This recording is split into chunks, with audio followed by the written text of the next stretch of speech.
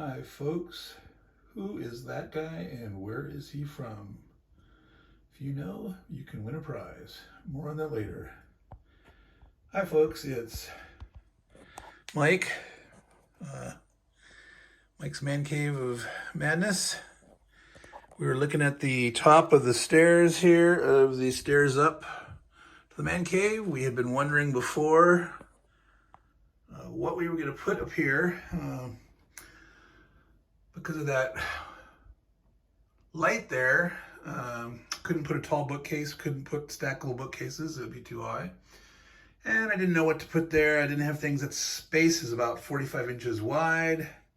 Didn't have anything that would fit appropriately. It would either be too small, or if I tried to put two things side by side, it'd be too big. Well, it turns out I had one of these bookcases downstairs. I didn't like what it was, and the old house, as I was cleaning out more stuff there earlier in the week, I was, aha, there's another bookcase here. So, turns out, measure it, 22 inches long each. So, bingo, we got 44 inches there, just a little over, in a 45-inch space.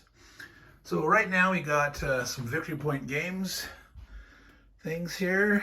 I have quite a few Victory Point games elsewhere in there. So, I don't know if they'd all fit here. So, that's part of the mysteries of the rearranging and reorganizing what'll end up here. But more on this guy here.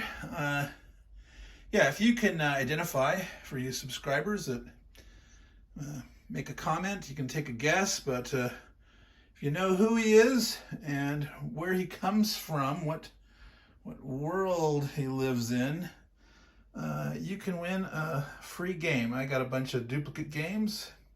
Whoever wins, I'll make a list of a few of them and you can pick one. But more on that later. So besides getting that bookcase in there, I did some handyman type stuff. Here we got lights. I went in and replaced 7 bulbs in the ceiling, recessed floodlights up there. There's still more to do in the kitchen over there. There's 4 more recessed ones. They're not burned out or anything, they're just a little dull, and they're old school bulbs. These new ones are the LED bulbs, so that means that we've got about a 75 watt equivalent, only burning like 13 watts, I think it was, maybe 10, something like that. So anyway, that's one of the things that I did, handyman style. Another thing here is, here's the Murphy bed. Some of you remember earlier I sort of pointed out the desk feature here, that this is the desktop, it folds down, and these are support wings here. I'm not gonna show you that now, but these handles are not how you get into the Murphy bed. That's how you get to the door. But the Murphy bed was, fastened to the wall, so it was considered built-in, an improvement. So it stayed with the man cave when we purchased this place. But it was empty. There was no bed inside, so I had to get one. So I ordered a Casper mattress. Thank you, recommendation from friend Kelly, also my former boss. Casper's a good brand of mattress, but some of them are kind of fancy. They have like pocketed coil and foam, and I needed something that was thin enough to fit, so I ordered the queen size Snug Casper brand. That's only 8.5 inches wide, and so that it won't be too heavy and it'll fit in there. How do you get into this Murphy bed? Well, believe it or not, there are electronic latches. Let's see if you can hear it here. Oh, I'm not finding it. There. Did you hear that? You can see right there, there's a latch, and that makes a noise. That's, there it is right up here. So let's hope that's properly doing it. Give her a pull. Oh, there we go, all right. Now, I gotta do this one-handedly and not drop this on myself. There's a pneumatic thing. This board that holds the mattress in place at the top folds over. Probably not seeing this very well, so I'm struggling to hold this up. All right, now we can do it with one hand. All right, so that holds up there. Now, of course, in the man cave, what does a gaming man cave need? It's not a sportsman cave. It's not a thing. It's hexes, hexagons. Of course, the gamer's choice of mattress. 3D cube perspective, and so there is the comforter. Well, and of course, being the gamer dude, that was a different purchase. As this comforter and pillow came with just plain old gray sheets, the back color here, but I had to get, of course, those. So this Murphy bed, whoa, falling over. That's all I need to do is trip and injure myself again here. I'm gonna move this ladder back a little bit. It had slats underneath. See those wooden slats? Those are spaced kind of far apart. And so with a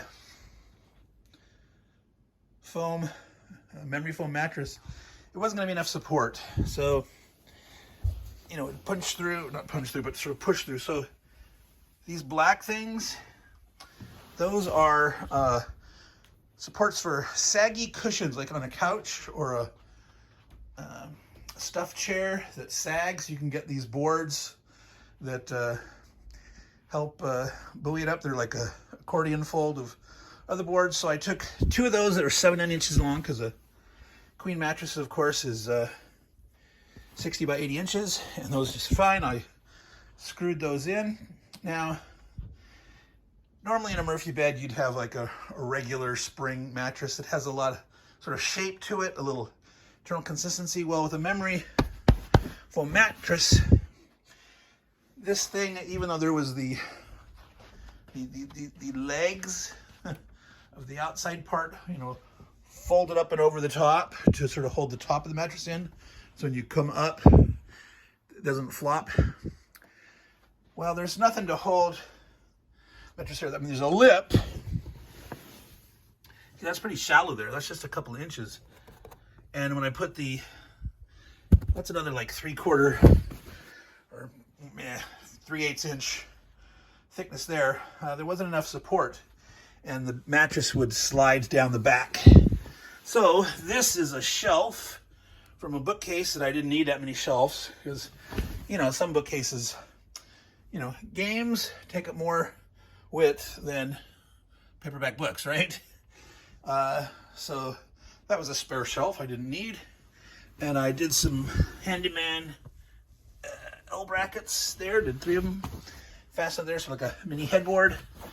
Back, its real purpose is to keep it in shape.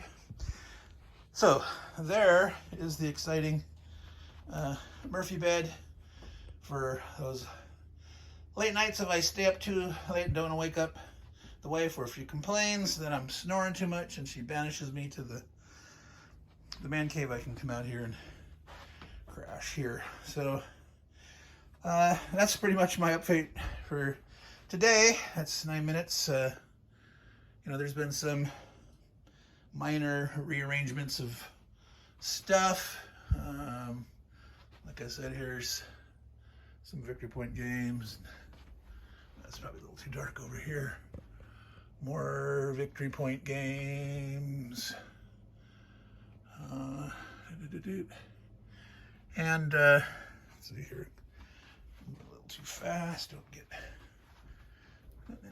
There's. Yep, more here. Here.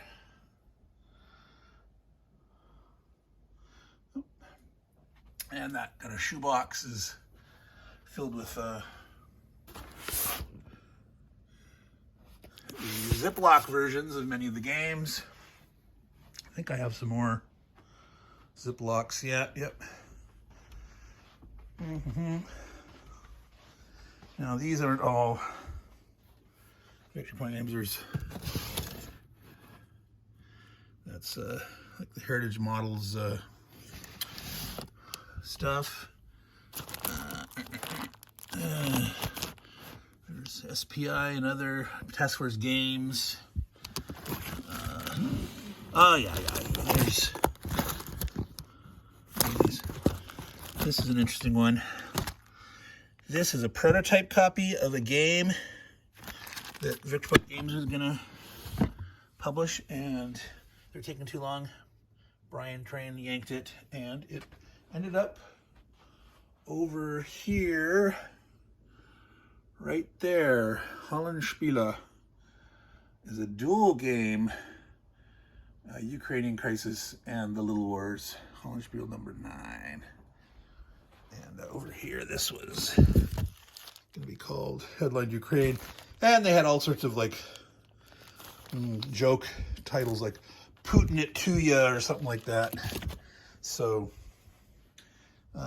anyway, I ramble on again. Meandering Mike, Man Cave of Madness. Lots of meandering, lots of madness. So this is over 11 minutes now. I guess I'll call it quits at that. Next project will probably be right there. Finish assembling the Kallax so I can get it up top there. And then downstairs, and in the dark there, you can see all those boxes. As I mentioned in the previous video there, I need to move those away from the wall, get a bunch of bookcases there, fill those up. So that's really my next priority task. So maybe that's what you'll see next.